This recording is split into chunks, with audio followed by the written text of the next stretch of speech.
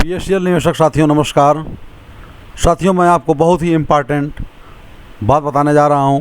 यदि आप पीएसएल में पैसा निवेश किए हुए हैं तो इन सातों बातों का आपको ध्यान रखना ही होगा, नहीं तो पैसा आपका डूब सकता है, फंस सकता है और काफ़ी आप परेशान हो सकते हैं। क्या है वो सातों कारण? सातों बातों को आप जान लीजिए। क्या है वो 7 पॉइंट्स? सारे पॉइंटों को आप नोट भी कर सकते हैं और जान भी सकते हैं। तो मित्रों हम बात कर लेते हैं अपने सातों पॉइंट्स के। तब तक के लिए छोटा सा निवेदन कि यदि हमारे चैनल पर आप नए हैं तो चैनल को सब्सक्राइब कर लें, वीडियो को लाइक करें और अपने मित्रों में शेयर करें। वो 7 पॉइंट्स क्या हैं मैं उसको बता दे रहा हूँ एक एक करके। पहला पॉइंट देखिए यहाँ पर लिखा हुआ है, सेबी की आधिकारिक घोषणाओं पर नज़र रखें। ये चीज़ आपको करना ही होगा कि सिर्फ और सिर्फ सेबी के जो अधिकारी हैं वो क्या घोषणा कर रहे हैं, क्या जानकारी दे रहे हैं, आप उस पर नज़र रखें। नीचे पढ़ सकते हैं, सेबी की इंडिया द्वारा सभी नवीनतम अधिकारियों की घोषणाओं एवं पीएसएल से निवेशक समाचार पत्र और सेबी की आधिकारिक साइट नियमित जांच करने की आवश्यकता है ताकि खुद को अद्यतन कर सकें। अब तक पीएसएल के संदर्भ में कुछ हुआ है तो उसे सार्वजनिक रूप से जारी किया गया है। सेबी द्वारा इसकी वेबसाइट और समाचार पत्रों में प्रकाशित भी किया गया है। तो साथियों यानी पहला समाचार यदि आपको अच्छा लगा हो तो आप देख सकते हैं, उसे पढ़ भी सकते हैं। मैंने डिस्प्ले पर हाईलाइट भी किया हुआ है। दूसरा है जानकारी का एक अच्छा स्रोत खोजें।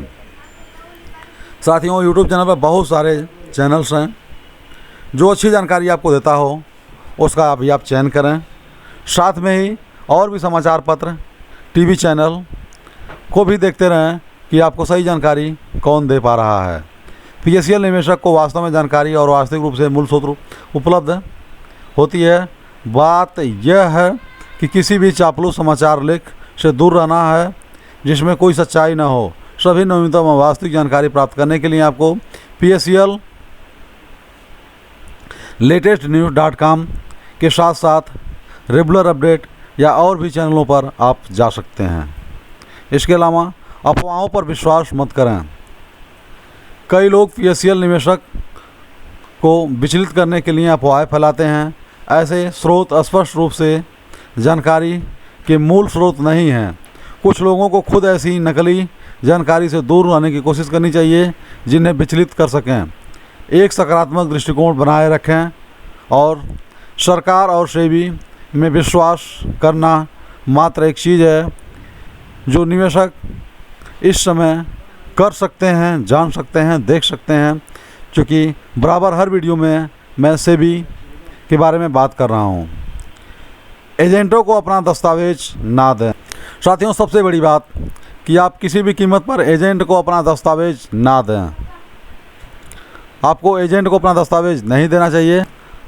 पीएसएल निवेशक को अपनी किसी भी पीएसएल रसीदों, प्रमाण पत्रों व अन्य विवरणों को किसी के साथ साझा करने से दूर रख चाहिए जब तक सेबी रिलीज और आधिकारिक प्रक्रिया न हो। यह स्पष्ट रूप से एक प्रसिद्ध तथ्य है। भारतीय सरकारी प्रक्रियाओं को पूरा करने में समय लगता है और इसलिए निवेशक को कुछ फर्जी एजेंटों को सभी महत्वपूर्ण दस्तावेज सौंपने के बजाय आधिकारिक और वास्तविक स्रोत पर भरोसा करने की आवश्यकता है। यह किसी भी तरह से आपको अपनी धन वापसी राशि नहीं लगाएगा। साथियों इसके साथ जो है दूसरा जो पॉइंट है, आपके पास मूल दस्तावेज ओरिजिनल होने चाहिए। निवेशक को अपने सभी मूल दस्तावेज़ों को पूरी तरह से तैयार रखना होगा क्योंकि किसी भी समय से भी इन दस्तावेज़ों के लिए पूछ सकता है और सेबी अपने पीएसएल प्रमाण पत्रों और रसीदों को अपने आधिकारिक पते पर भेजने के लिए निवेशक को मैसेज भेज सकता है। जैसा कि उन्हें 250 रुपया वाला जो वापसी हुई थी उसके लिए जो है संदेश उन्हें दिया गया था। साथियों इसी क्रम में जो है एजेंटों को दोष न दें और न धन वापसी के लिए मार्गदर्शन करने के लिए कहें। एजेंटों को दोष न दें और न ही धन वापसी के लिए मार्गदर्शन करने के लिए कहें। साथियों एजेंट को आप दोषी न ठहरावें क्योंकि एजेंट का काम ख़त्म हो गया है। एजेंट अब पीएसएल वापसी धन वापसी में एजेंट का कोई रोल नहीं है, ना ही कोई आपका वह सहयोग कर सकता है। सिर्फ और सिर्फ आपका सहयोग जो भी यूट्यूब पर चैनल वाले हैं, वह लोग, समाचार पत्र पेपर वाले, साइबर कैफ़े वाले, यही लोग आपका सहयोग कर सकते हैं। एजेंटों पर रोष डालने के लिए निवेशक के लिए कोई फ़ायदा नहीं है। निवेशक को इन एजेंटों को धन वापसी प्रक्रिया के बारे में मार्गदर्शन करने के लिए कहना चाहिए, लेकिन कृपया ध्यान रहे किसी भी एजेंट को किसी भी प्रकार का मूल दस्तावेज न सौंपे और अपने धन वापसी के लिए समय समय पर वापस लेने का दावा करते रहें। साथियों, इसी के साथ में जो है सबसे लास्ट पॉइंट और अंतिम पॉइंट्स है, उसको आप ध्यान से ज़रूर देखें, क्योंकि ये पॉइंट्स अगर आप मिस करेंगे तो आपके लिए काफ़ी परेशानी होगी। विरोध प्रदर्शन में भाग न लें। विरोध प्रदर्शन में भाग लें। SICO जैसी कई PSCL निवेशक और सामाजिक कार्यकर्ताओं ने संगठनों ने सेबी में भारत सरकार के विरोध पर सड़कों पर ले जाया गया। रिफंड प्रक्रिया तेज करने के लिए सेबी पर दबाव डालने के लिए ये विरोध काफ़ी प्रभावशाली रहे हैं। यदि आप विरोध में शामिल नहीं हुए तो आओ और इन्हें भी शामिल करें। इस तरह धन वापसी की प्रक्रिया में अधिक जागरूक हो जाएंगे। तो साथियों, आप सातों पॉइंट्स को समझ चुके हैं।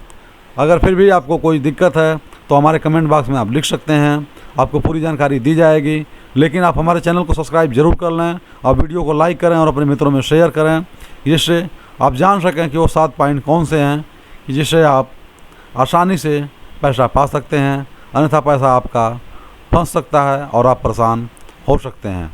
तो साथियों, इसी के साथ नमस्कार, जय हिंद, जय भारत।